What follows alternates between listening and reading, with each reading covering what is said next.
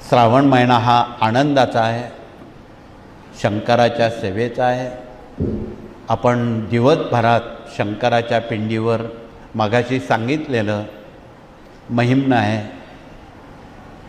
शंकराचे गुरु प्रभू रामचंद्र आहेत म्हणून रामरक्षा आहेत। शंकराच्या पंचायतनामध्ये मातोश्री पार्वतींचा समावेश आहे म्हणून स्त्रीसूक्त आहे। संरक्षणासाठी क्षेत्रपाल दैवत म्हणून त्यांचं कालभैरव आहे। म्हणून या सर्व सेवा आपण सहानुभूतीपूर्वक निष्ठेनं श्रद्धेनं आपण रोजीला कराव्यात।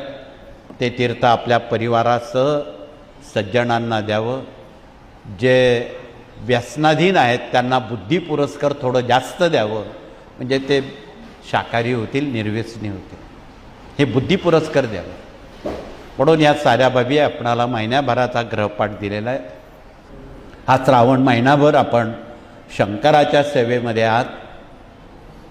पुढचा भाद्रपद महिन्यामध्ये आपण भागवत सामुदायिक पठन वाचन मनन करणार असून दुसऱ्या पंधरवाड्यात सेवा पितरांची करायची असते। त्या 2 पंधरवाड्यात ती 2 कामं काही वैयक्तिक काही सामुदायिक आपणाला करायची आहेत। त्याच्या पुढचा महिना अश्विन येतो। त्या महिन्याभरात आपण भगवतीची सेवा करायची आहे। आणि आता या श्रावण महिन्यात ज्यांना महाराष्ट्रवासियांच्या बाबतीत बोलायचं झालं तर 5 ज्योतिर्लिंग आहेत। आपल्या नाशिक विभागानं त्र्यंबकेश्वर पीठात तथा ज्योतिर्लिंगात सेवा रुजू करावी। मराठवाड्यात 3 ज्योतिर्लिंग आहेत, त्यांनी जिल्ह्यांची विभागणी करून दिलेली आहे। कोणी घृष्णेश्वरला जातील, कोणी परळीला जातील, कोणी औंढ्या नागनाथला जातील।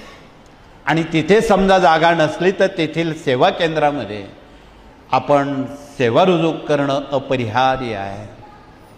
तर पुणे जिल्हा आणि पश्चिम महाराष्ट्र भीमाशंकरच्या परिसरात आपली सेवा रुजू करतील।